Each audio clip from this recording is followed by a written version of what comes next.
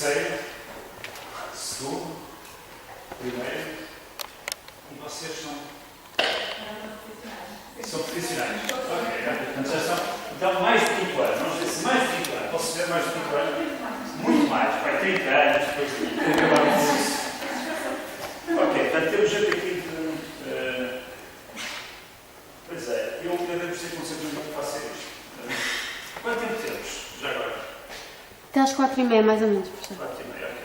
Vamos fazer assim, eu vou falar, podiam falar do programa de investigação, vou tentar sintetizar, e quando estiver lançado muito vocês digam, ou quando tiverem dúvidas digam, ou está bem? Mas vamos fazer isto, provavelmente não será muito fácil fazer isto interativo, porque a gente está a desenvolver bastante tempo, e temos muitas linhas de trabalho neste momento, mas eu vou tentar dar-vos uma ideia genérica do que é que nós fazemos, está bem?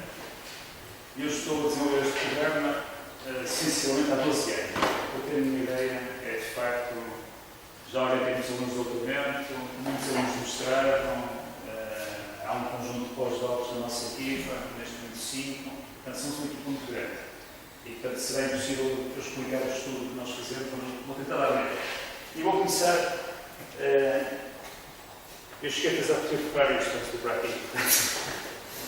Eu hoje de manhã não pude e depois achei que tinha que mudar o que ia apresentar.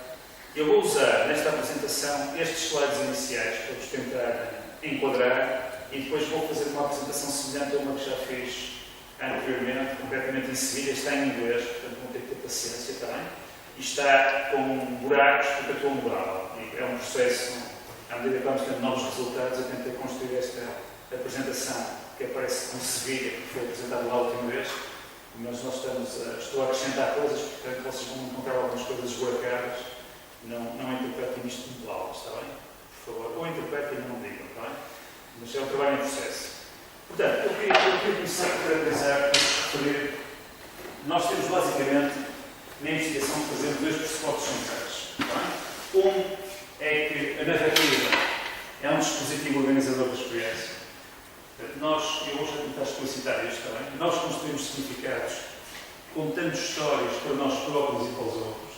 Na verdade, grande parte do nosso tempo estamos a contar histórias acerca do passado, por exemplo, usando a memória autobiográfica, mas também quando planeamos o futuro. Quando imaginamos o futuro, imaginamos sobre o formato narrativo, eu vou mostrar isto de modo mais explícito. Há um conjunto de autores que referem isto há muitos anos. Talvez os primeiros tenham sido estes dois que aqui estão, já nos anos 80, há mais, ok? Coloquei os mais relevantes. E depois o segundo aspecto, talvez mais um pouco complicado de explicar, e eu espero que não, eu estou aqui a dar um exercício para vocês fazerem, para tornar isto explícito, é a ideia de que o significado é ideológico. Vamos ver o que isto é, não se preocupe já com o termo, também. Se quiserem, nós construímos significados a partir de diálogos, processos que são construídos com base em diálogos. Não os próprios com os outros, com outros imaginários. Vamos já ver isto, bem? A pessoa mais importante que desenvolveu isto é um senhor que é holandês, que se chama Hugo Termans, e que desde os anos 80 tem trabalhado esta ideia. Publicou, se vocês quiserem ter uma ideia assim muito sintética do que isto é, há um artigo publicado por ele, por um senhor chamado Kempen, um American Psychologist, chamado Dialogical Self. Okay? E publicou com esse tipo um livro em 93, também com o Kempen, e a partir daí desenvolveu, já agora para fazer publicidade, daqui a 2 anos, em 2018, haverá um congresso de Dialogical Self em Braga. Já houve em 2006, este ano na Polónia, já percorreu o mundo, em 2016 em Braga e agora voltar a Braga. Portanto, se quiserem submeter trabalhos, ideias, etc., eu disse que muito assistir. São bem-vindos à Universidade de Minho. Ainda não sei se será em Guimarães e Braga, ainda faltam 10 anos.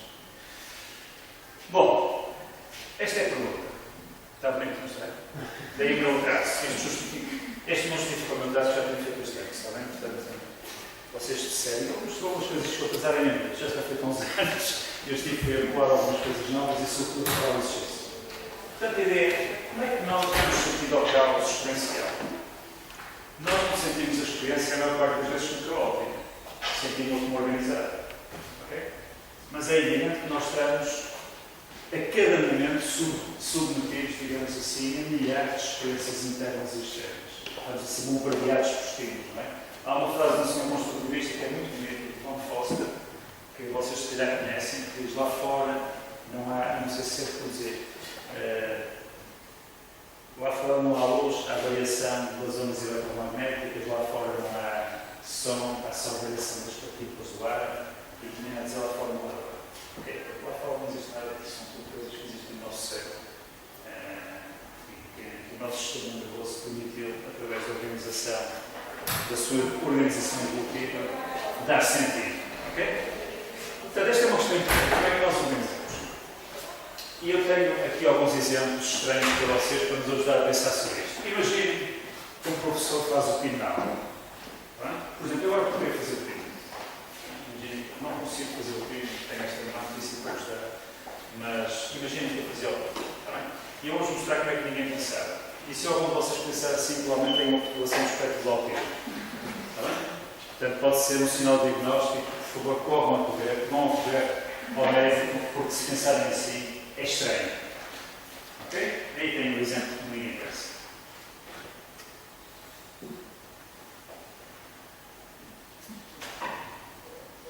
Faz sentido que ninguém pense assim? Ninguém pensa assim.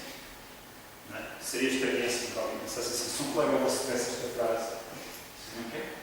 Não estaria no mínimo estranho. É um pensamento estranho. Mas pode ser verdade.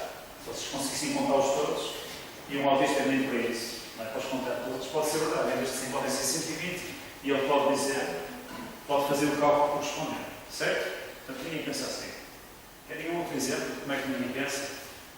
Bom, como é que a gente pensa? O professor faz o pino e imagina uma multiplicidade de possibilidades. Não é? Vocês podem dizer, ele estou atrasado, já tinha uma desequilibrado pânico na sala, passou-se finalmente, crashou de vez. O sistema tem que fazer o reset, coitado. Já se contavam as histórias sobre ele. Ou então, outros mais genéricos pensarão, ele está a querer mostrar alguma coisa que é que ele está a querer mostrar. Ok? E, portanto, vocês começam. Nós lidamos muito mal com a ausência de sentido. A ausência de sentido é uma coisa muito perturbadora. E, na verdade, quando temos, eu costumo dar este exemplo, quando nós temos ausência de sentido, vamos imaginar que eu agora, como é que se chama? Sim. Inês, desculpa lá, não houve mal problema. Imaginem que eu agora começo a dar toda esta floresta assim. Ok? E fico aqui com esta hora e quarto. Hora e 10 vocês vão ter. Ok? E a Inês está super confortável neste momento. Não é? De certeza que está com um grau de conforto. Toda a gente pensaria, que diário é que ele está a fazer? Certo? Porque eu estou a violar uma regra básica. Que não está escrito em lado nenhum. Bem entendido, não está escrito em lado nenhum, não posso dar mal assim. Não me lembro toda vez que tinha um regulamento académico. Algum regulamento académico dizer que os professores devem dar aula a mais de meio metro de distância dos alunos. Não está escrito em nada nenhum porque seria disparatado, mas escreve-se. Mas eu estou a violar uma regra muito polícia. Um pouco como quando nós cometemos erros gramaticais e toda a gente percebe que nós estamos a cometer erros gramaticais e nós não temos a gramática decorada, certo? Estamos a violar uma regra implícita. Faz sentido isto? E, portanto, se eu começasse a violar regras implícitas do relacionamento das pessoas, vocês pensariam o que está a fazer. O PIN não é um bom exemplo disso. Habitualmente as pessoas não fazem PIN na aula, a não ser que seja uma aula de educação física. E aí esperar que se façam PINs. Certo? Portanto, nós pensaríamos multiplicidade de possibilidades para explicar isto e, basicamente, punhamos em marcha o que alguns autores digam de modo narrativo. Okay? Que é que sentido é que esta história faz? O que é que este personagem está a fazer? Okay? O que é que vai acontecer a seguir? Estão a ver? Ou seja, começamos a desenrolar um modo narrativo, de fazer sentido. Faz sentido isto? E aqui nós estamos a pensar também, só estamos a pensar de maneira diferente, estamos a pensar de uma maneira lógica. Okay? Se eu estou a fazer compras no supermercado e a senhora se engana, um exemplo, eu estive este fim de semana num hotel no estrangeiro e a minha conta foi cobrada 2 vezes. Eu estou muito preocupado em contar histórias sobre isto. Não tenho nenhuma história para contar sobre este ano, a não ser chegar à recepção e disse cobraram 2 vezes. Ok? Cobraram quando eu cheguei. E estão-me a cobrar agora no check-out. Como é que vamos resolver isto? Modo lógico a funcionar. Ok? Faz sentido isto? Eu fiz somas e percebi que não podia ser. E não há nenhuma opinião sobre esta questão. Possível. Quer dizer, estou a ser cobrado 2 vezes. Facto. Realidade. Estamos de acordo? Eu estou a pensar de acordo com este modo. Ok? Se a senhora começar a contar a história da vida dela, eu vou ficar a minha paciência. Não é? Eu não quero saber. Estou a cobrar 2 vezes. Quero lá me saber que tem uma manhã difícil. Não é? Não pode cobrar 2 vezes. Faz sentido isto? E, portanto, umas vezes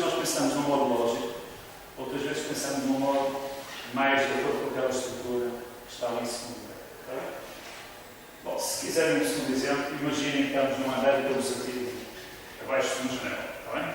Selecionamos um candidato para ser ligado abaixo de uma janela no 7º andar. Pode ser? Vocês estão atirados. Querem um exemplo de como é que ninguém pensa? Eu tenho essa... E é verdade, isto é verdade. Olhem como é que ninguém pensa.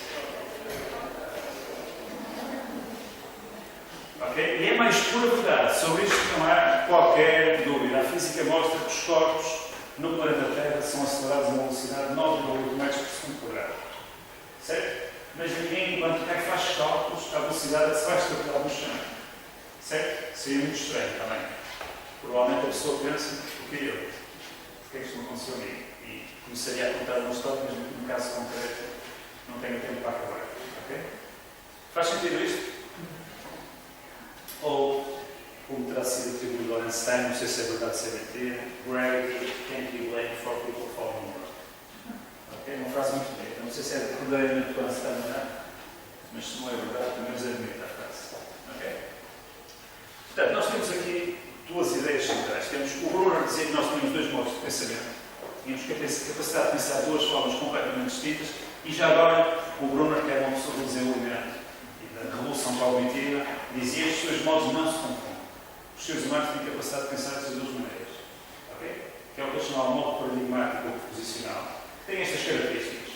É lógico, é não contraditório, é coerente, aposta em critérios de verdade ou falsidade.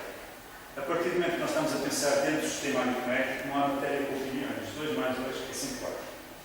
Ok? Não há questões culturais, não interessa, é 4. Não é? É 4 aqui, é 4 na China, é 4. Ok?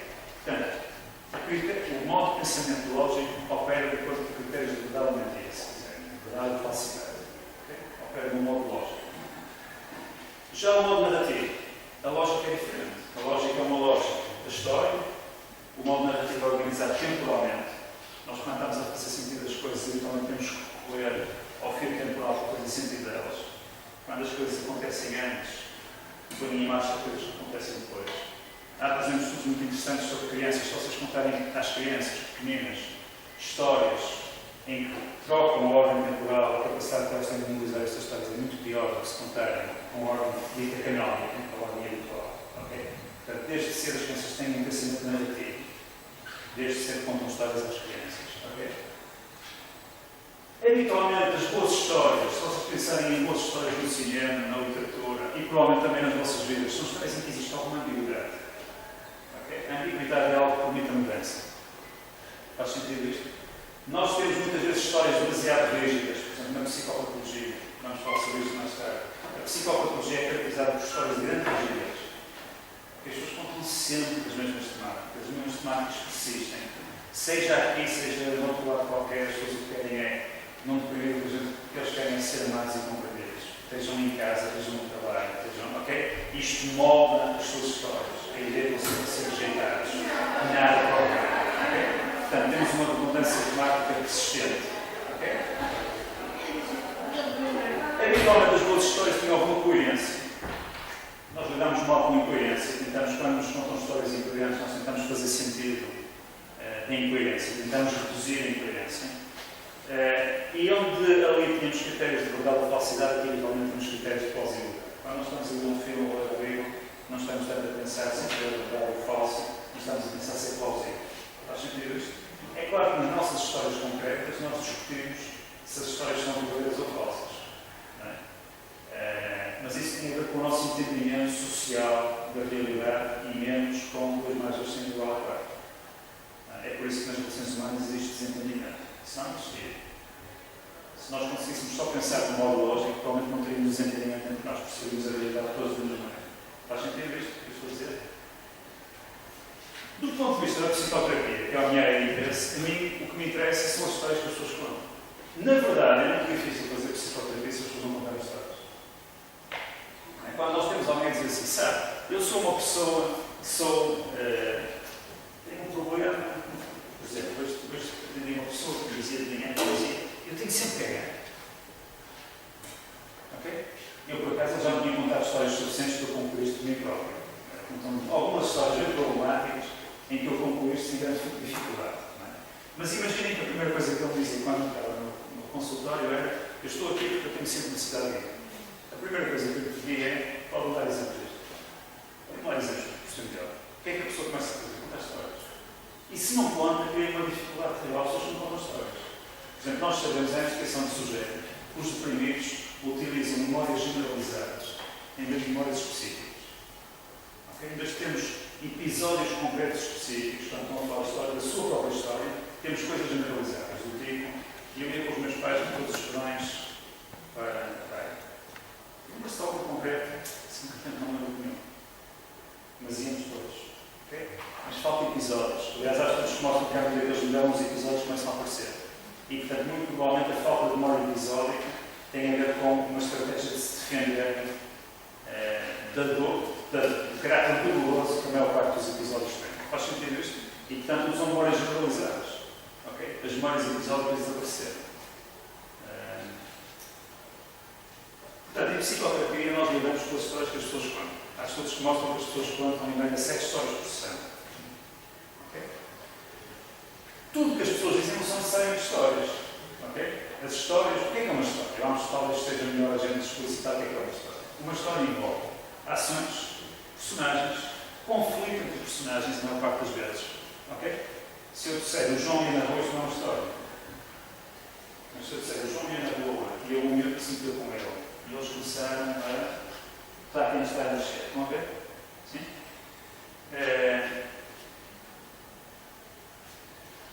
Está claro aqui? Pronto. Então, bom, eu vou passar esta parte também. Tenho aqui um exemplo de que às vezes a realidade esmaga o significado, é esmagadora para o significado. Eu gosto de uma classificação da. Nós podemos pensar a psicopatologia, se vocês quiserem, de um modo narrativo. E, basicamente, 3 organizações narrativas servem para pensar a psicopatologia toda. Que é mais simples, poderia ser 5. Que é, nós temos narrativas dominantes, são narrativas monotemáticas, redundantes, acontece sempre a mesma coisa. Se vocês forem com um hipocondríaco, agora vou tratar de um hipocondríaco, nas dimensões, se pega uma lista das doenças que têm ao longo da semana, eu quero ver. Todas as doenças intensas. Tem uma lista. Naquela semana teve cancro, que vai AVC, ataques cardíacos múltiplos, claro. Portanto, morreu mais 50 vezes naquela semana. Não é? Morreu 50 vezes e imaginou-se morto dos 50. É um fartote. Cada dor, um ataque cardíaco. Cada dor, um cancro. Cada dor, um acidente vascular. Então, são estes vezes mais, os que interessam mais os hipocondríacos, aqueles verdadeiramente assustadores. Cancro, acidentes vasculares ou ataques cardíacos. Está bem? O resto, obviamente, tipo artrose, coisa. Não é coisa que preocupa muito com o poder. E, portanto, estão a ver, a relevância temática é inacreditável. Ela conta estas histórias, ok? Qual é o objetivo que eu tenho? Aumentar a flexibilidade, reduzir a redundância temática, aumentar a diversidade. A vida é mais pequena que os AVCs e ataques cardíacos. Também é, infelizmente. Mas é outras coisas mais, é o objetivo. Certo? Faz sentido isto? Portanto, temos muitas vezes na psicopatologia narrativas, ou autonarrativas, se vocês quiserem, em que as pessoas contam sempre nas mesmas histórias. Okay? As temáticas são sempre as mesmas. E, portanto, de algum modo, o que nós temos é uma forma de organização narrativa que esmaga a diversidade, que faz desaparecer a diversidade. Okay? Às vezes é tão dramático, eu assim, lembro de uma vez que senti isto, com um grau de tédio, quase que morria, foi um rapaz a contar a ruptura com a namorada. Okay? Tinha acontecido, a ruptura com a namorada tinha sido uma coisa hiper dolorosa para ele, e ele tinha acontecido há um ano, e ele começa-me a contar a história que era do género assim, vou assistir em direito. Quarta-feira às 10 horas, no dia 3 de maio, ela diz-me, não sei o quê. 2 dias depois, era uma quinta-feira, ela disse-me tal, e eu respondi X. Na semana assim, segunda-feira, depois de lá ver, isto nem chega a ser narrativos, são detalhes narrativos. E eu pensei assim, vai ao fim de 20 minutos e pensei, se eu sair agora e botar aqui na hora, isto é mais ou menos o mesmo. Não vou aprender nada, posso deixá-la fora. Tive mesmo esta fantasia, posso sair agora meia hora, tomar um café, volto aqui na hora e estamos na mesma. E portanto, basicamente, achei que tinha que devolver isto e dizer, já reparou como é que fala da sua namorada, com um tal detalhe, a memória que tem todos os episódios que aconteceu. Já reparou os passos que estão na sua vida. Portanto, temos este tipo de narrativas. Depois temos outro tipo de narrativas, que são narrativas que são, em que, de algum modo, os episódios criaram tanta deslocação que é difícil dar coerência narrativa aqui. Faz sentido? Isto é muito típico, por exemplo, das discussões traumáticas. A realidade é tão esmagadora, eu vou-vos mostrar um exemplo disso aí, que é muito difícil dar sentido aos certos. E, portanto, são de algum modo narrativas agregadas. Okay? E, por exemplo, do ponto de vista narrativo, acontece um pouco o contrário do que temos no primeiro exemplo. As pessoas podem, às vezes, contar detalhes aqui, detalhes lá, detalhes ali, ok? E nós estamos completamente perdidos a tentar fazer sentido nessa cena. Estamos perdidos. Não conseguimos ter uma ideia coerente do que é que está a acontecer. Porque a pessoa salta de episódio em episódio. Ok? Portanto, há fragmentação. E, de algum modo, o que nós temos é que o pensamento narrativo perdeu a sua capacidade de dar coerência aos acontecimentos. Okay? E depois ainda temos uma outra disfunção narrativa. Estas às vezes coexistem, não quer dizer que sejam completamente separadas, elas podem coexistir. Temos um outro tipo de disfunção narrativa em que, genericamente, existe dissociação. E pode existir dissociação, quer de temáticas que desaparecem, quer de componentes emocionais. Por exemplo, parece que a pessoa sente culpa e não há culpa. Eu gosto de contar uma senhora deprimida que sempre, cá está uma junção das duas, a redundância com a dissociação. Sempre que fica zangada, fica impotente e triste. Ok? Portanto, não chega a existir zangue. Sempre que era suposto ela ficar, ela não chega a existir zangue. Sempre que era suposto ela zangar-se, sempre fica irritada e que era suposto zangar-se. Qualquer irritação, qualquer coisa que corra mal contra ela sente isto de impotência e tristeza. Ao ponto de estar numa reunião de serviço e alguém se mete com ela e ela começa a atacar. Era uma reação que eu esperava que acontecesse. E a meio do lugar começa a chorar. Ok? Muito, como estamos a falar de uma mulher com 50 palavras. E portanto, nós temos aqui a dissociação de uma parte da experiência. Nós vamos ver a história dela, mas é engraçado. Ela nunca foi permitido zangar-se. Ela foi treinada a não se zangar. Okay? A ser mineira comportada, a fazer tudo direito. Era impensável na família dela ela zangar-se. Mas houve uma parte da experiência que foi erradicada. Okay? Faz sentido isto? Olha aqui um exemplo. Não se vê nada. Eu leio-vos, está bem? Até que está em inglês. Eu tirei esta fotografia no Memorial aos Judeus, em Berlim. E é... Eu próprio tenho dificuldade em inglês, não se vai conversar. Deixem-me anotar aqui, eu já usei a frase, está bem? E o Memorial aos Judeus em Berlim tem uma coisa curiosa. Há uma sala que está cheia, há mais do que uma sala que está cheia de frases escritas pelas pessoas na altura em que estavam a ser capturadas para os campos de concentração, ou que já estavam mesmo em campos de concentração e depois foram apanhadas estas. E é verdadeiramente interessante, tem inclusive frases de crianças, não é? Em que o medo é muito... E eu achei muito interessante esta frase, e de fotografia, mas já estou a ver que tenho que fazer aqui alguma coisa a ela. Era um senhor que em 30 de setembro de 1942 escreveu acerca da ocupação da Polónia que estava a acontecer, e ele acabou morto, acabou por ser assassinado na Estónia em 44. Portanto, esta é a frase do Ernst Kruk. Okay? E o que ele diz é... Agora deixem-me ver se as pessoas conseguem ver. Esta é a frase que é o contexto. Esta conseguem ver? Não conseguem? Não conseguem ver. Parem na frase, como é interessante.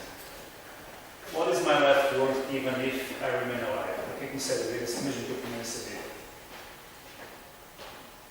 Home to return to in my old hometown of Varsovia, right? For what and for whom do I carry on this whole pursuit of life, enduring, holding out? For what? Para quê? Okay? Para que é que continuo? Qual é a razão para continuar? Okay? É um bom exemplo de esmagamento que a realidade pode ter, da dificuldade que pode haver no paciente. Faz sentido isto?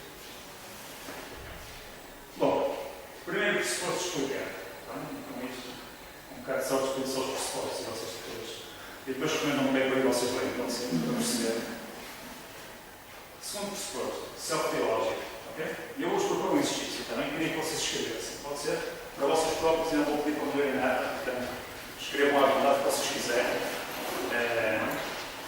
É só um pequeno exercício ilustrativo, está bem? nós pensamos, eu vou pensar nos processos, não nos escrever, não é? Para que são os processos, não são os produtos. Faz sentido isto? Portanto, vocês escrevem e fica para vocês. Nem quero que partilhem sequer. Então, por isto que partilhem. Isto não é uma intenção para avaliação. É mesmo verdade. Estão preparados? É assim, e mostro tudo, que estupidez. Não mesmo mal. Bom, vocês imaginam que não haver um bocadinho, né? Porque eu era pronto cada vez para criar aquilo ao longo. E, portanto, sentem-se aqui neste está, está bem? Eu gostava que imaginassem uma situação, imaginassem, recordassem, se calhar mais preciso, uma situação de forte indecisão ou de conflitualidade interna.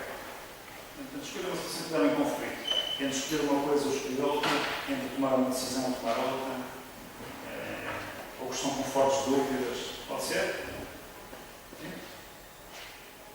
E pensem nas diferentes opções que podiam tomar. Esta parte foi daquilo que eu escrevi hoje. Portanto, o português não está famoso, não tem tempo de ver, se não chegar para agora a pensar. Está bem?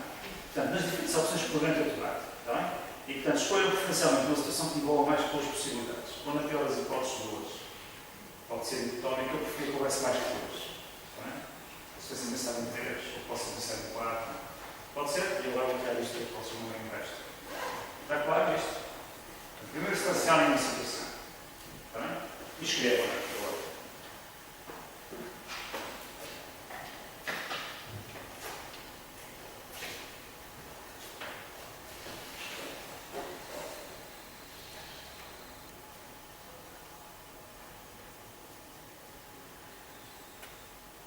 É claro que eu estou a pedir, não é? A situação e as escolhas envolvidas. Sim, as diferentes opções. Recordem só, até podem passar uma frase só para recordarem quais eram as opções ou quais eram os dilemas, não é? Que estavam ali envolvidos, o que é que estava a preocupar, qualquer coisa que permita suscitar isso, ok?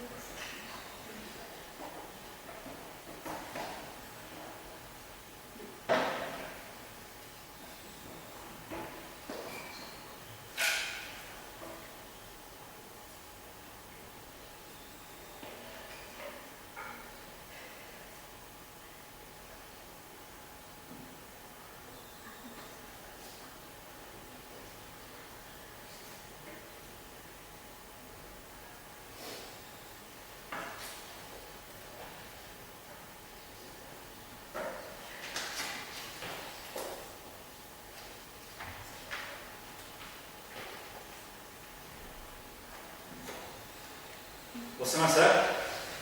Portanto, a primeira era imaginar a situação e agora eu gostava que escolhessem 6 pessoas significativas e imaginem o que é que cada uma diria ou sugeriria.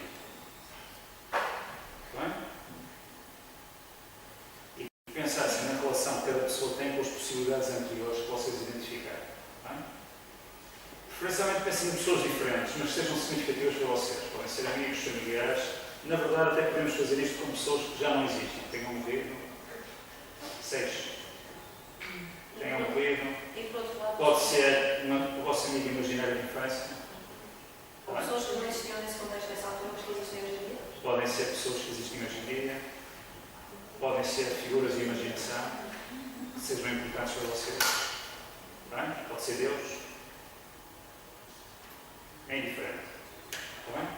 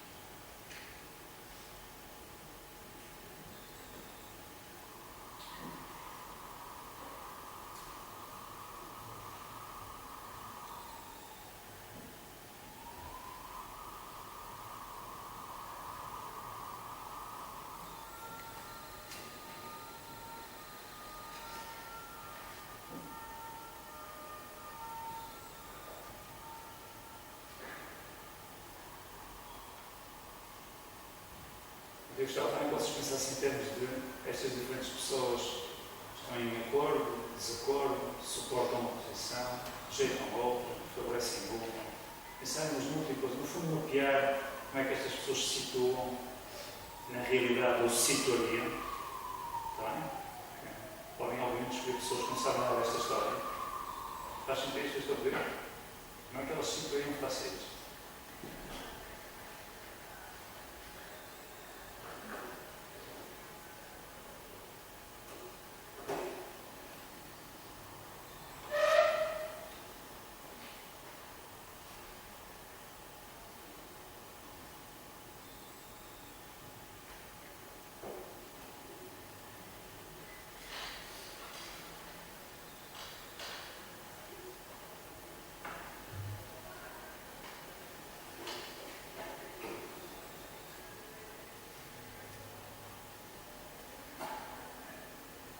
Está certo?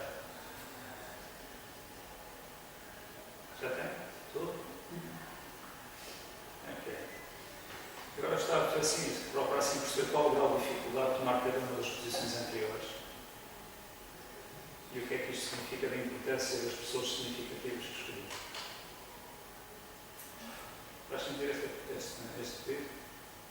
Provavelmente das possibilidades que vocês tinham, havia umas que eram mais fáceis. Se tiverem a pensar numa coisa passada, tomaram uma primeira posição, ok? Ou não tomaram nenhuma, deixaram o tempo correr, também pode ter acontecido. Não?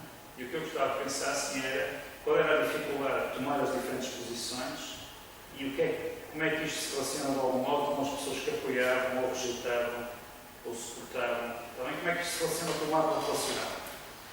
Faz sentido esta ideia? Se conseguem tirar aqui alguma realidade sobre o mapa relacional.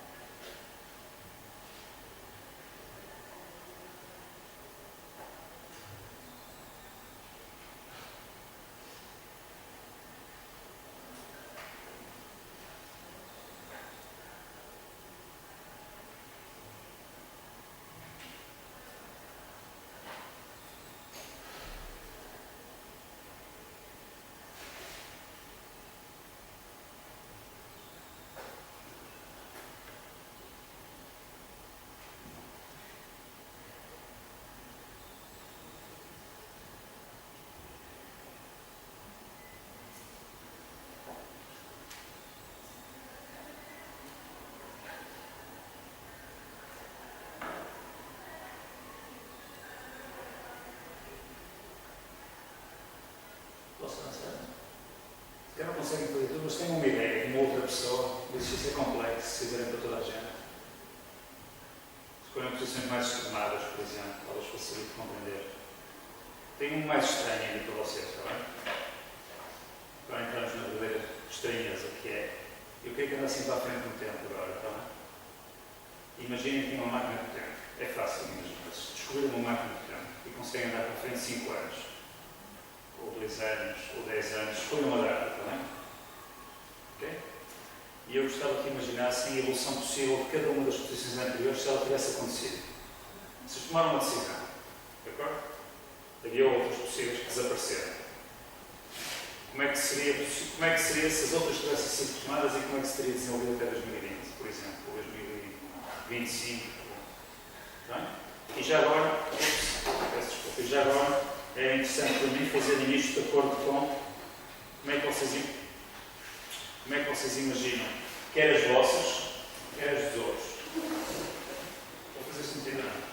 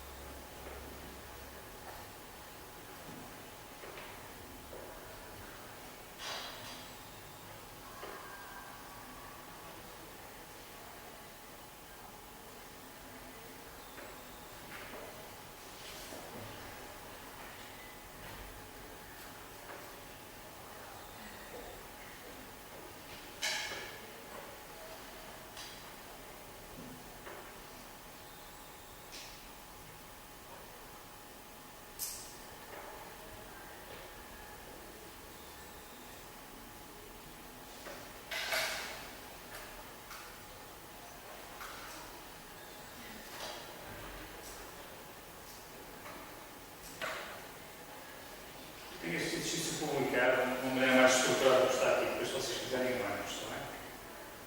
Peçam por não por inglês, está publicado em português. Eu aqui adaptei ligeiramente.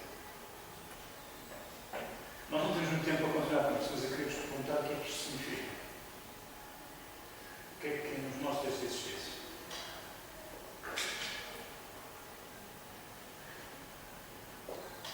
Eventualmente as diferenças de perspectiva ou de possibilidade de encarar novas realidades com a maturação, com o amadurecimento e com o fosse positivo ou não, ou ir contra as expectativas das pessoas que estavam envolvidas naquela sexta. O que é que pretendemos, se calhar, confrontar? Está a dizer que nós temos aqui uma dimensão temporal, as coisas mudam ao longo do tempo, ou podem mudar, não é? E está a dizer que os outros têm importância, que há perspectivas múltiplas, consoante nós saltarmos de posição da outra posição. É isto? A diferença é que nesse percurso temporal reagimos de forma diferente como nos relacionamos com as pessoas. Se respondemos mais, somos mais responsivos a essas relações, ou se, por outro lado, optamos por outras. Mais ideias? Eu acho que isto permite uma visão num contexto mais alargado, mais completo, permitindo também essa projeção e possível evolução nesse espaço de tempo, desde que se faz a análise da situação até o futuro. À situação futura. Portanto, o futuro existe. Embora há que diga que só o presente é que existe. Mas o futuro existe no presente. Existe em projeção. Existe em projeto. Mais ideias?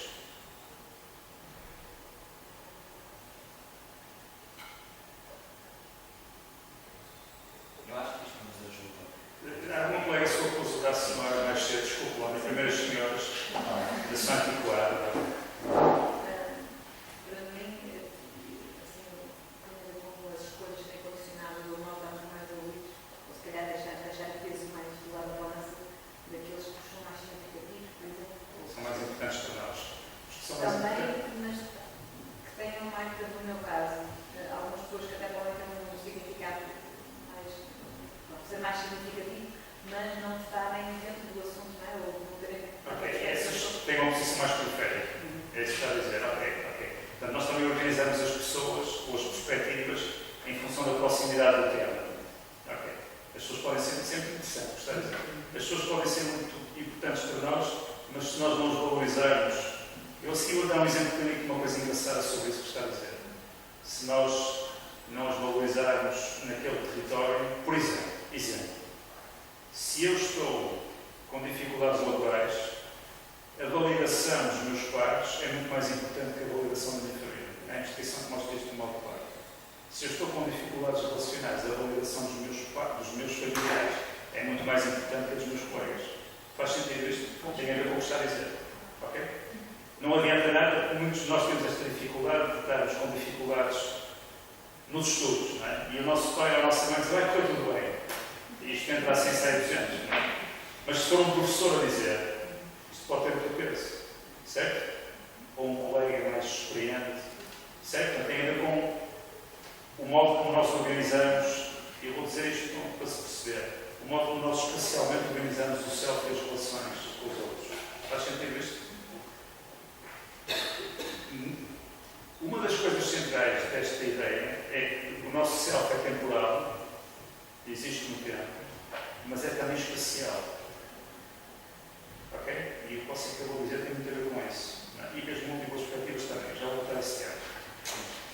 O que eu pensei é que esta projeção do futuro ajuda um bocadinho a relativizar o dilema em si e a refletir um bocado sobre as nossas... Nós não fizemos tempo suficiente, podemos ter espaço e visto mais. Ok.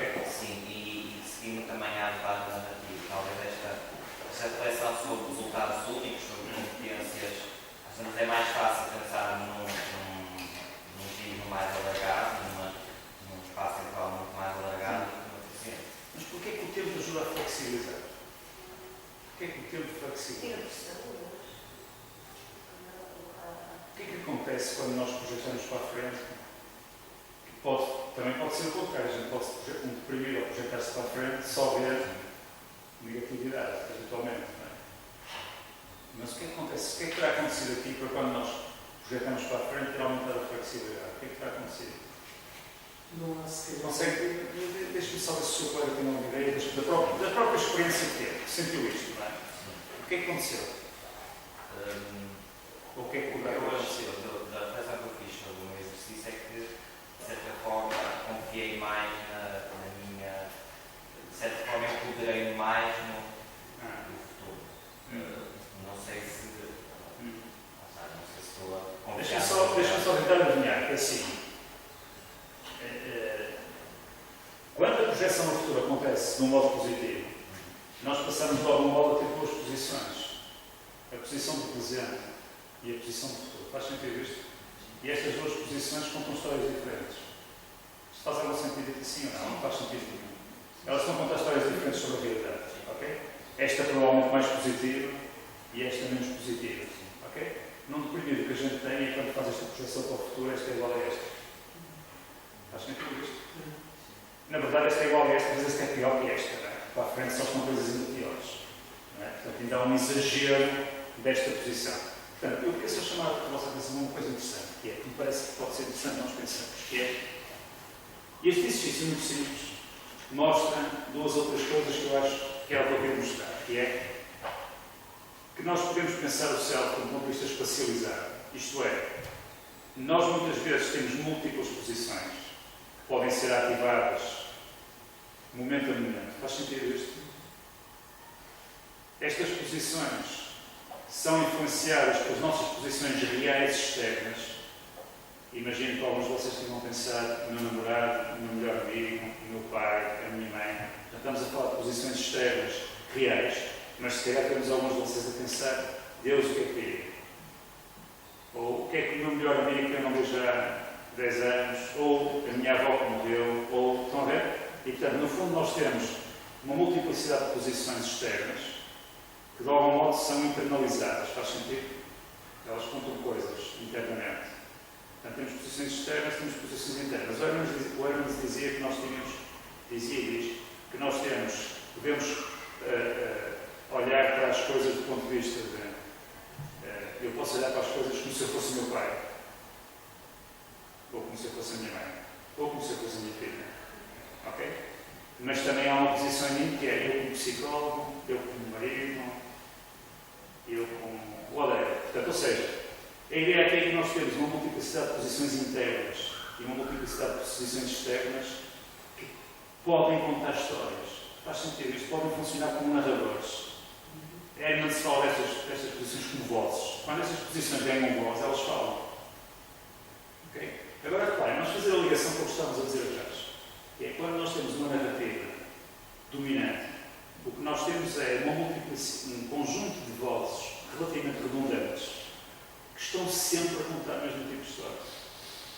Mas não quer dizer que não hajam vozes, que não existam vozes, que estejam a ser dominadas e que estejam em background mais silenciadas. Faz sentido isto? Sim? Em relação ao que estava a dizer atrás, há uma coisa engraçada, que é, se nós pensarmos, por exemplo, em situações de... É muito típico observarmos isto em situações clínicas, como, por exemplo, pessoas que foram alvo de negligência ou maus tratos na infância. O que nós costumamos ver habitualmente, é um percurso em que as pessoas, de algum modo, internalizaram a voz dos pais. Okay? E, portanto, funcionam em registro permanentemente autocrítico e desvalorizador. Isto aparece muito na depressão, por exemplo, na depressão crónica. O que nós temos é um discurso interno hiper desvalorizado, enorme autocrítica, persistente, okay? Imensa culpabilidade por tudo e por nada. Okay? E quando nós conseguimos andar um bocadinho mais para a frente no processo terapêutico e a coisa até está a rolar do modo adequado, as vozes dos pais podem começar a aparecer, podem começar a surgir. Quando isto começa a acontecer, sabem qual é a primeira reação típica? Quando nós começamos a dizer, por exemplo, agora a gente faz esta pergunta que é engraçado, há aqui uma redundância de autocrítica persistente. Esta voz é quem?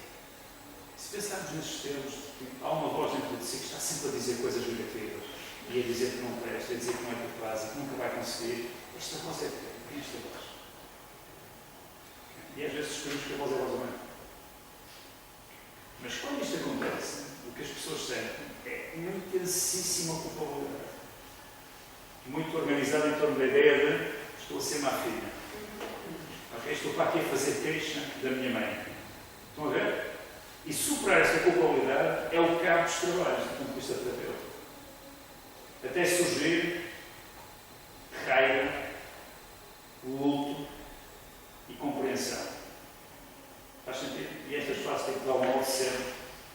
A ordem não interessa muito, mas há de haver uma altura em que aparece raiva, e que aparece pena, e que aparece esvaziamento. É muito engraçado porque só depois é que aparece esvaziamento. E a perda. É aí as pessoas percebem que não tiveram mãe, por exemplo. Eu tive mãe, não tive. Ok?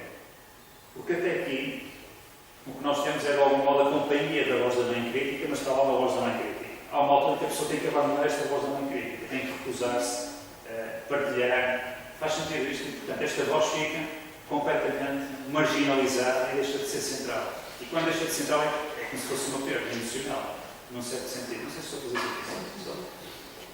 Portanto, e com isto.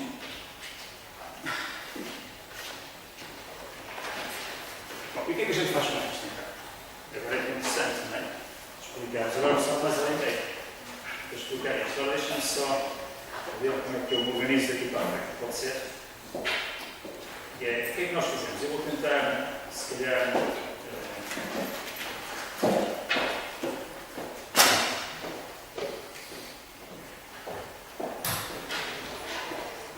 vou-vos mostrar o que é que nos poderia mostrar. Tá? Não vou mostrar, vou mostrar o que é que poderia mostrar sem mostrar. Tá? Que é sempre interessante.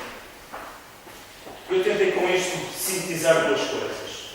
A ideia do conceito narrativo e o conceito dos processos teológicos. Tá? Os processos teológicos, basicamente, são o que nos mostra uma coisa muito interessante, que é nós somos, mais múltiplos do que pensamos. Okay? Existem em nós múltiplas posições. Okay? Por exemplo, tipicamente na depressão, nós temos uma voz dominante ou uma posição dominante, que é uma posição de passividade, okay? De valorização da opinião dos outros, e uma voz dominada, que é uma posição de assertividade. Não está presente. Okay? E quando emerge, a voz dominadora esmaga esta voz, dizendo: estou a ser egoísta. Okay? Tu estás a ser egoísta. Não? Estás a desvalorizar o teu marido precisa, ou o que os teus filhos precisam. Estás a pensar em ti próprio. Estão a ver?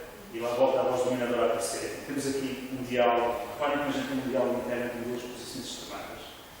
Mas a ideia é que, de facto, temos uma multiplicidade de posições no self, okay? E que, de algum modo, o nosso sentimento de unidade resulta dos diálogos que vão existir entre estas múltiplas posições e ter o self teológico. Faz sentido isto? Bom, e o que é que nós fizemos então? Deixa-me tentar explicar e depois, se calhar, mostro alguns slides para ilustrar isto. O que é que nós fizemos a partir da altura? Nós partimos de um conceito que vem da teoria narrativa, que é o conceito de possible results, resultados únicos. E que é a ideia de que, por muito opressivas que sejam as histórias que as pessoas contam, por muito opressivas que sejam as suas realidades, há sempre, ou vai haver sempre, ocorrências no cotidiano que não estão de acordo com esta dominância, digamos assim. Okay? Ou seja, dito de outra maneira, habitualmente, quanto mais dominadora é a narrativa, menos coisas diferentes as pessoas percebem, mais a vida é mais do mesmo. Mas apesar de a vida ser mais do mesmo aí continuam a ocorrer coisas que não estão de acordo, okay? Com a narrativa dominante. De vez em quando aparece uma voz que diz: mas eu deveria cuidar de mim, não estou a cuidar de mim. Okay? E esta voz que é dominada vai mexer. Okay? Faz sentido esta ideia? Pronto. E o que nós fizemos foi tentar perceber. Nós não estamos particularmente a ter resultados únicos, porque achamos que é um mau termo e achamos que, para não haver confusões, criamos um termo novo que chamamos de momentos de inovação. E a ideia central é que, ao longo da psicoterapia, vão surgir momentos de inovação, vão surgir momentos em que o padrão dominador desaparece temporariamente, ok? E aparece um outro. Portanto, temos uma outra voz a narrar a experiência, se quiserem. Está bem? E a nossa questão partiu do seguinte, que é de que maneira é que estes momentos de exceção, no fundo é assim, se vocês quiserem, a narrativa dominadora funciona como uma regra implícita. Okay? Por exemplo, devo valorizar, eu digo implícita porque as pessoas não têm consciência dela. Eu devo valorizar sempre a opinião dos outros e nunca a minha. Okay? É muito típico da pressão. Tá? A regra é esta. Okay? Esta regra opera implicitamente, molda relações, sentimentos, cognições, comportamentos. Ok? Molda tudo um bocado. Faz sentido isto? E o que nós vamos procurar é onde é que surgem exceções à regra. E isto são momentos de inovação. Estou a fazer sentido? E tentamos perceber se existe algum padrão de momentos de inovação no processo de mudança. Okay? E descobrimos,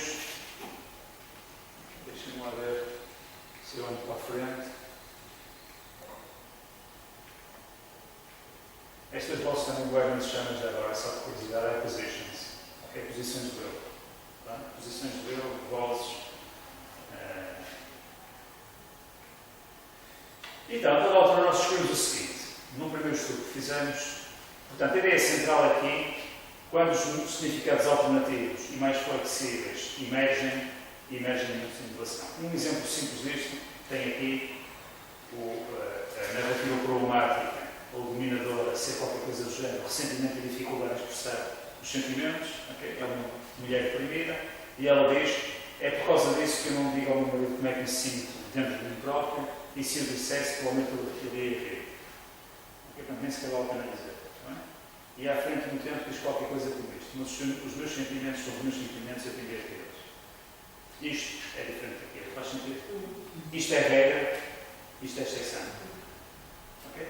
E o que nós fizemos ver foi como é que as exceções, o que faz sentido é, por acaso esta ideia não nos apareceu no começo, nós aparecemos mais tarde. O que faz sentido é que qualquer que seja o modelo terapêutico, estas coisas vão acontecer. O que é isto que a gente quer que aconteça? Seja usando cadeira vazia na terapia centrada nas emoções, seja usando desafio cognitivo na terapia cognitiva, seja fazendo interpretação na terapia dinâmica, seja através da escuta empática na terapia rogeriana, seja lá o que for. Qualquer terapeuta quer que isto aconteça, certo? Quer criar disrupção nisto. Tá? Portanto, a nossa questão foi como é que o conhecimento de exceções ao longo do tempo, como é que o depósito de exceções contribui para mudar a regra. Okay? Se é contribui. Não é? E identificamos. Bom, tem aqui um outro exemplo, se vocês quiserem. Este por acaso é inventado. Também vou ter aqui algo inventado. Não é? A pessoa dizer: a minha vida é uma miséria, sinto-me deprimido o tempo todo, sem força para fazer coisa nenhuma, não tenho qualquer coisa na vida, para mim, viver é um terço. A regra. Tá? Esta é a regra. Tá? E de repente diz: curiosamente, ontem tive algum prazer a brincar com o meu filho. Soube bem. Isto é uma exceção. O que é que isto é o que a gente chama de momento de inovação. E o que nós fazemos, não temos nada para fazer, é olhamos para todas as sessões de psicoterapia e vamos à procura destas coisas. Primeiro definimos a regra, só para vocês perceberem como é que nós fazemos. Primeiro definimos a regra e depois seguimos sessão a sessão, muitas vezes com transcrições, outras vezes com vídeo. Na verdade, a maior parte das vezes temos feito isto com transcrições. E vamos à procura destas coisas. E marcamos estas coisas sempre que elas aparecem. Tá? E descobrimos que elas têm um padrão. Tá? Portanto, já agora, fazendo a ligação disto, eu estou a andar rápido mais, não para ser claro. Já agora, fazendo a ligação disto, nós olhamos para os momentos de inovação como outputs narrativos, se vocês quiserem. Não são narrativas, necessariamente, não são histórias. Tá bem? São pequenos detalhes que vão aparecendo aqui e ali. Tá bem? Olhamos para isto como outputs e assumimos que por trás dos outputs há algum narrador. Há uma acquisition, ou há uma voz a contar aquilo. Faz sentido isto? Pronto. É claro que se olharmos para aqui, nós temos aqui duas vozes contraditórias. Onde é que está? Vozes. Temos aqui duas vozes antagónicas. Faz sentido isto? Pronto. Então, o que é que nós vamos ver? Só para ficarem com uma ideia, depois posso-vos dar os papers que vocês quiserem. O que é que nós vamos ver? Vamos ver. Ops, onde é que eu ia? Desculpem, era aqui. Portanto, a ideia central é que quando emergem momentos de inovação, ou vozes novas, ou vozes que estavam dominadas previamente estão a aparecer. Ok? Nós temos a voz dominadora, que ocupa grande parte do tempo, e quando surgem elementos de inovação, estão a aparecer vozes novas, ou vozes que já existiam antes. Né? Às vezes são vozes que já existiam antes, mas que são oprimidas. Faz sentido isto? E a nossa ideia é que a emergência destas diferentes posições do eu criam a possibilidade de transformar a narrativa romântica. Tem um bocado o efeito que o Freire dizia há pouco, que é, se eu começo a ver as coisas com alguma flexibilidade, ganho flexibilidade narrativa. Já não tenho sempre a mesma história, mas posso ter aqui uma espécie de luz ao fundo do túnel. Faz sentido esta ideia?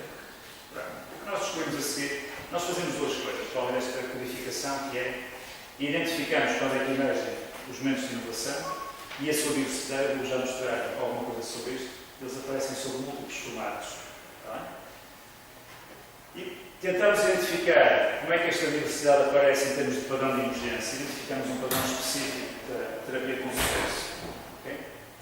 E fazemos uma outra coisa, que é, basicamente assim, eu vou explicar na prática que eu mostro-vos isto, que é, nós identificamos quando é que os momentos de inovação aparecem, quando é que eles começam e quando é que eles terminam.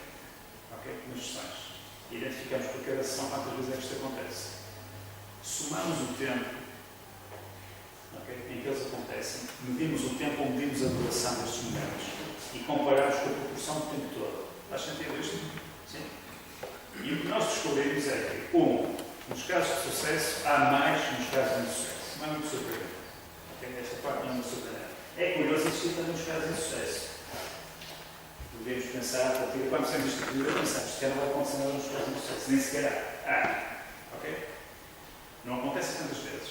Tá? Depois acontece uma coisa, um conjunto de coisas curiosas, que é, isto tem a ver com o nosso sistema de codificação,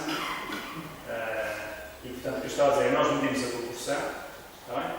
E identificamos o tipo. E agora que a coisa se complica um pouquinho mais, nós identificamos nos primeiros estudos 5 tipos e agora trabalhamos com 7 tipos. Nós podemos agrupar por dois tipos, se vocês quiserem. Então, podemos trabalhar com 2, com 5 ou com 7, é a vontade de freguês.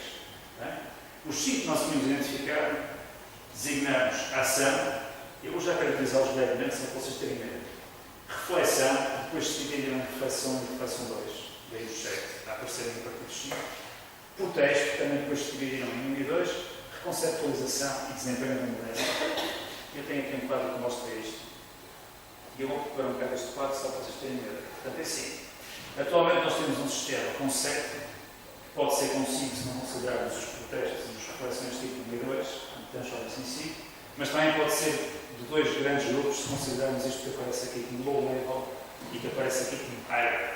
Ok? Pronto, então é assim. Basicamente nós temos a ação 1 e chamamos neste modelo 7 ou preparciantes chamamos ao Performance Change a ação 2. Eu vou tentar caracterizar isto. Portanto, o que é que são ações? São ações desempenhadas ou em que existe a intenção de desempenhar a ação que pretenda ultrapassar o problema. Um exemplo muito simples que aqui está é: ontem fui ao cinema por primeira vez em meses. Okay? Tentamos assumir que a pessoa estava isolada, não saía de casa, estava inativo, que fez algo. É este tipo de coisas que nós codificamos como ação. As reflexões não são habitualmente novas compreensões do problema. Por exemplo, a pessoa dizer: eu apercebi que o que estava a fazer não era humanamente possível, que estava a pressionar e a não proporcionar a mim tempo livre, e é mais natural, mais saudável deixar de algumas destas atividades. Okay? Deixar de desaparecer algumas destas atividades. Portanto, a pessoa está a compreender aqui as razões que podem desencadear as dificuldades. Okay? Não é insight, mas é mal perto. Tá bem? O protesto 1 é mais, pode ser ações ou podem ser reflexões, mas há um tom de protesto. Okay? A pessoa protesta contra o problema, no fundo. Não protesta contra si próprio, protesta contra o problema. Tem aqui um exemplo. Em que é que eu me estou a tornar, no final de contas? É isto no que eu me vou tornar e eu vou acabar por esta tarefa. Então, há aqui um tom de protesto. Faz sentido aí o protesto? Sim? Eu vou deixar o Performance Change para o fim. Tá bem? As reflexões 2 têm uma característica curiosa, que são, ou nos aparecem contrastes, coisas do tipo, e Eu antes era assim e agora estou a começar a ser assim. Eu antes valorizava muito a opinião dos outros e agora estou a começar a valorizar a mim. Okay?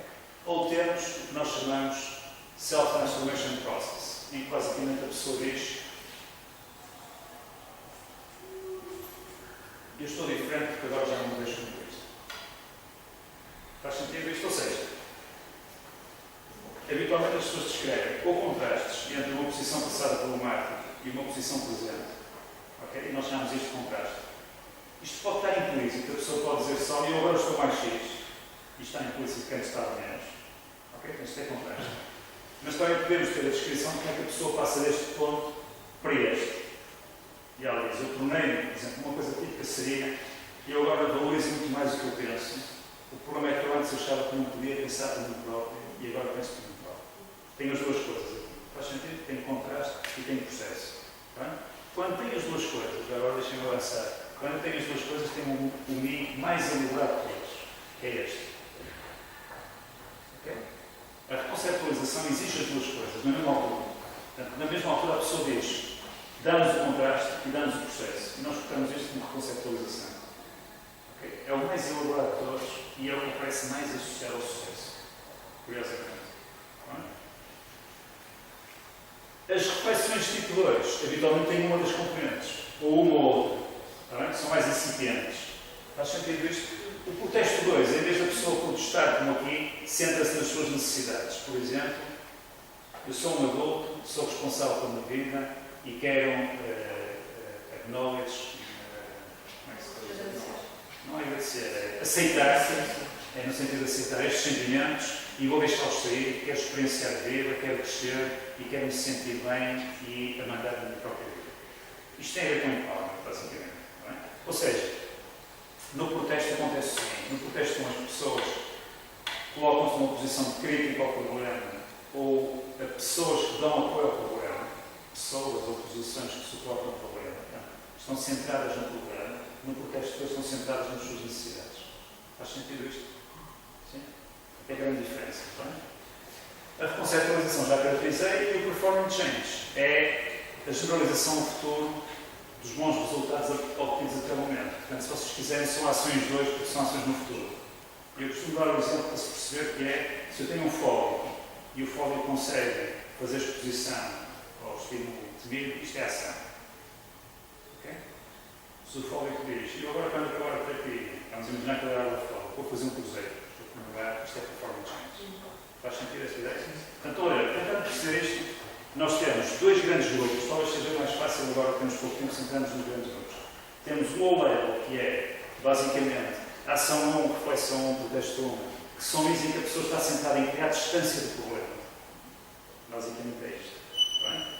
E depois temos reflexão 2, protesto 2, reconceptualização e performance change, ação 2, que são isso em que a pessoa está a construir a mudança.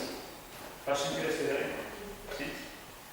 Quer uns, quer outros, são exceções, mas são exceções de natureza diferente. Agora deixem-me só mostrar-vos uma coisa então.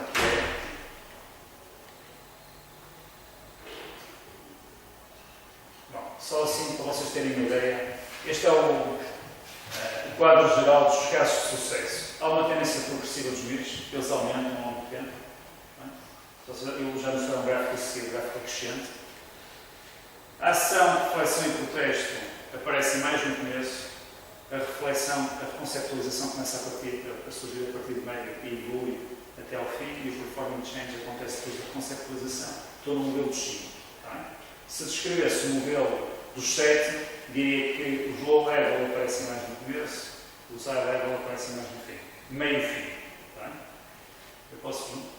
Isto depois permite fazer uma coisa curiosa, que é, por exemplo, eu tenho aqui 6 casos, e estes 6 casos são de Emotion Focus Therapy, e estes 3 casos são de sucesso, estes 3 casos são de insucesso. O que está aqui representado, só para terem uma ideia do que é que nós podemos fazer, é a proporção global do caso para todas as sessões. Portanto, é média para todas as sessões. Faz sentido isto? É muito cru isto, na verdade. Por exemplo, o que sabe é que o caso 1 tem esta proporção. Reparem, é engraçado, o caso 1 tem 35% do tempo está a elaborar mesmo. Ok? 35% do tempo da sessão estão a ser elaborados mesmo. E aqui temos a ação, aqui os de reflexão, aqui o contexto, aqui a reconceptualização e ali a ação 2, a performance change. Agora reparem, se olharmos para isto assim muito rapidamente, o que é que a gente vê a diferença entre estes e estes? Não só a diferença em termos de proporção global, mas sobretudo onde nós temos diferenças grandes é aqui, conceptualização e performance change. Faz sentido? Se olharmos para a evolução da reconceptualização, isto são os casos de sucesso, isto são os casos de insucesso. Ok? É dramática a diferença. Mas isto permite-nos fazer representações num caso só, sessão-ação. Por exemplo, este é o caso da Luísa que estava atrás, usado como exemplo. Está bem? E o que vocês têm aqui é a proporção, têm aqui as sessões, ela fez 16 sessões de psicoterapia e tem aqui os MIS mais frequentes, as outras pessoas foram retiradas. Está bem? E estamos num grupo de 5. Nós só começamos a passar para o 7 recentemente. Está bem? E, portanto, temos a reflexão, está aqui, tem este percurso, mais ou menos está, o descendo e subindo. Temos o contexto, vem aqui em cima a subida, depois desce, depois começa a descer. E temos a reconceptualização. Reparem, acontece ali na sessão, depois descer a acontecer, e depois começa a subir e a ficar dominante até ao fim. Faz sentido isto? Exatamente. É verdade, é verdade.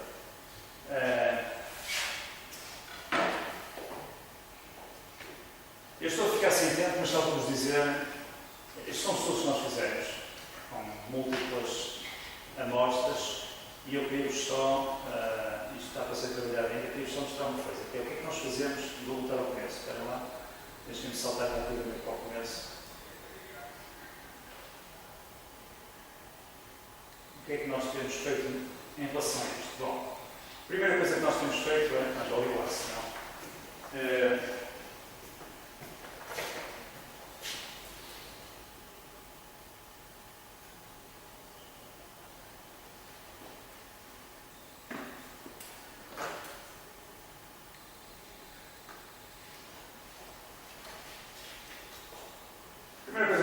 tentar perceber se o que apareceu na primeira amostra apareceu noutras amostras. Modificar isso é hipertrabalhoso, deixem-me dizer, mas não é peladoso. Okay? Nós, houve uma altura que eu tinha 2 bolseiros num projeto a trabalhar comigo e decidi que eles trabalhavam o tempo inteiro, porque era fácil de saber quanto tempo é que isto demorava, e eles demoraram a modificar um caso, 20 sessões, full time. Nós temos 2 pessoas a codificar independentemente, para ter a certeza. Demorava cerca de um mês a codificar a peça. Okay? É muito difícil ter amostras muito grandes, temos eventualmente amostras pequenas. Mas o que nós quisemos ver foi se em diferentes amostras o mesmo padrão acontecia. Isto é, se a reconceptualização diferenciava casos de sucesso e insucesso, se aparecia a partir de meio, como é que os diferentes tipos evoluíam, como é que eles se relacionavam com a mudança sintomática. Por exemplo, nos últimos estudos que fizemos, descobrimos uma coisa interessante, que é, se utilizarmos os MIS, uma das objeções que alguns revisores faziam era assim, ok, os MIS está bem desenhado, mas os MIS são resultados. E vocês o que estão a dizer é que isto não é processo, não é processo de mudança, isto é o próprio resultado da mudança. Vocês não estão a observar processo, estão a observar resultado, estão a observar micro-resultado. E, portanto, é natural que o micro-resultado se relaciona com o resultado final. Como é que a gente estudava o resultado final? Mudança sintomática do princípio para o fim da terapia. Okay? Portanto, começamos a trabalhar com pressão, utilizámos o BDI, víamos os scores no começo, víamos os scores no fim, víamos os scores no follow-up, diferenciámos casos de sucesso de casos de insucesso. Eu posso dizer como é que os resultados se vocês quiserem, quais são os critérios habitualmente usados para dizer como caso é de sucesso ou de insucesso. Mas basicamente utilizámos este tipo de critérios, está bem? O BDI é um deles, o Back Depression Inventory, mas há outros. E, portanto, as pessoas dizem assim, não, mas quer dizer, vocês estão a ver resultados ao longo das sessões e, portanto, quando há mais resultados bons, há mais resultados bons no fim, num certo sentido, isto é tautológico. E nós fizemos uma coisa para testar isto, que é, tentamos verificar, nós temos amostras em que temos medidas de sintomas em todas as sessões. Okay? Usamos um questionário que se chama Outcome Questionnaire 10. São 10 itens e damos a cada sessão, é fácil de administrar, administramos no começo de cada sessão, administramos este questionário e, portanto, podemos ter uma ideia de como é que a pessoa está do ponto de vista sintomático, digamos assim. E, portanto, o que é que a gente fez? Fez um design explicar muito, mas em que tentamos perceber se comparássemos mesmo uma sessão com resultados na sessão seguinte, a predição ia no sentido dos MEIs predizerem os resultados na sessão seguinte, ou se a melhoria nos resultados era preditora dos MEIs. Faz sentido isso que eu estou a dizer? Isto é relativamente robusto, só tem pena ter uma amostra pequena. O que é assim? Olha uma coisa. Se isto são micro-resultados, então, melhoria sintomática numa sessão vai produzir mais MEIs na sessão seguinte. A pessoa melhorou, produz mais inovação na sessão seguinte. Mas se os MEIs são um processo de mudança, então ao contrário vai acontecer. A pessoa faz inovação e na sessão seguinte melhora. Faz sentido isto? Sim? Não está a fazer sentido, é? Não, eu estava a interpretar, quando estamos com estava a interpretar de outra maneira, de dentro para fora, fora para dentro. Não, mas pensa em termos temporários. O que é que precede a melhoria? Não é? Se é, vamos imaginar de outra maneira. Deixa-me fazer um paralelismo. Imagina que está a estudar psicoterapia dinâmica. Okay? O insight é um resultado ou um processo? Podemos colocar a mesma questão para o insight. O insight é um resultado ou é um processo de mudança? Pronto, mas é o único, mas só tem insight. Tem ideia. Ok. Pronto, aqui a questão tem a ver com o que é processo e o que é resultado. Não é? O que é que, no fundo, o que é meio e o que é fim. Está bem? E, portanto, a ideia é assim: se eu tenho momentos de inovação e parte do pressuposto que isto é processo, eles têm que ser antes, têm que acontecer antes de tudo da mudança nos resultados, da mudança nos sintomas. Se acontecer depois, pode ser uma consequência da mudança dos sintomas ou uma consequência de outra coisa qualquer. Isto é, se está no primeiro ano, já é aprender que correlação não mostra causalidade. Ok? Nós podemos ter correlação entre duas coisas, isto não prova coisa nenhuma. Não é? Conhecem vocês aquela velha experiência do experimentador que cortou as pernas da rã? Conhecem esse exemplo, não é? Chega ao fim, e quando corta a quarta perna, diz a rã salta, a rã não salta, e ele escreve uma rã sem pernas não houve. Não é? Portanto, é um exemplo da correlação. Okay? O que nós fizemos aqui para resolver este problema é dizer assim: ok, vamos tentar perceber se. Já vou terminar. Vamos tentar perceber se os MEIs numa sessão são bons preditores do resultado na sessão seguinte ou se é ao contrário que acontece. E o que nós verificamos em duas amostras é que os MEIs são bons preditores dos resultados. Portanto, dito de outra maneira, uma sessão com mais MEIs, na sessão seguinte a pessoa está melhor. Uma sessão com menos MEIs, na sessão seguinte a pessoa está pior. E o contrário não acontece da mesma maneira, curiosamente. É linear. Como? É linear. Não. O que é que quer dizer com linear? Linear quer dizer, eu vou sempre dizer que não é inverte, a tendência. Não. Em todas as questões que é um padrão, ok? O resto também é verdade, mas a força é menor. Está bem? Ou seja, há mais força no sentido de MEIs resultados que ao contrário, resultados MEIs. E, portanto, isto está no sentido que nós temos aqui de facto um precursor. Está bem? Isto são mecanismos, provavelmente mecanismos de mudança, que contribuem para a mudança sintomática. Só para concluir, para fechar, dizer-vos o que é que a gente vai fazer mais. Nós estamos, provavelmente, neste momento estamos com dois interesses centrais. Um é sobre a ambivalência. O que é a ambivalência? Porque a ambivalência é um problema da psicoterapia. E nós identificamos uma forma muito simples de detectar a ambivalência. Sabem como é que é? Lembram-se daquela frase: a minha vida é uma miséria, mas o meu filho não sei o que é? É aquilo ao contrário. É a pessoa dizer assim: sabe, eu estou a sentir muito melhor, mas também não quero. Ok? Ou seja, surge um MEI e ele é reabilitado de imediato. Logo de imediatamente é atenuado, se quiser. O seu significado é atenuado. E nós verificamos que isto acontece muito mais nos casos de insucesso que nos casos de sucesso. Ok? E o que é que a gente está a esperar em torno disto? Como é que isto pode ser resolvido terapeuticamente? Como é que habitualmente isto é resolvido na terapia? No fundo, a ambivalência é uma dança entre duas vozes opostas. Ok? Faz sentido isto? Isto é uma das coisas que nós estamos a estudar. Outra coisa que estamos a estudar associada a isto é desenvolvermos um questionário de ambivalência a partir destas medidas observacionais de ambivalência e estamos a demonstrar sessão a sessão para ver como é que a ambivalência evolui através de um questionário, que está algum trabalho para verificar se for através das questões. Portanto, nós temos um questionário e vamos tentar perceber se demos informação ao terapeuta sobre a evolução da ambivalência, se isto tem impacto nos resultados terapêuticos. Uma outra coisa que estamos a estudar é que verificamos que algumas sessões têm mais alguns casos têm mais conceptualização que outros. E temos a suspeição que os casos que têm mais conceptualização, vou dizer isto de outra maneira, os casos que têm menos conceptualização sobretudo que nós trabalhamos muito com pressão, os casos têm menos conceptualização, têm mais probabilidade de cair. Okay? Nós podemos ter mudança sintomática, a pessoa fica passar uns tempos, aliás, isso é típico na depressão. Okay? Portanto, o que é que nós estamos a fazer? Verificar se esta ligação existe e depois vamos desenvolver programas de intervenção centrados na estimulação da reconceptualização nos casos de sucesso no fisioterapia. Como é que se estimula a reconceptualização? Vocês perguntam, como é que elas fazem isto? Basicamente, pedimos à pessoa para nos descrever o que é que está diferente, o que é que facilitou estar diferente, que ganhos é que ela teve para a terapia. Faz sentido isto? Isto suscita. Não pensa em termos de reforço, pensa em termos de. Pensar em termos de reforço é um bocado redutor. É pensar em termos de que é que está diferente, é de consolidação narrativa da mudança. Faz sentido isto? Curiosamente, tem um colega que está a fazer isto. Nós temos outros estudos a rolarem com outras equipas. Por exemplo, a gente está a estudar a orientação vocacional com este modelo. Há gente que está a estudar a intervenção nos estudantes no ensino superior, em estudantes com dificuldades no desenvolvimento. Há uma equipa italiana que está a estudar isto e, portanto, temos outros campos. Já vi que não se falar em 10% do que queria, mas é isto. Terminamos, acabou o tempo. Muito obrigado.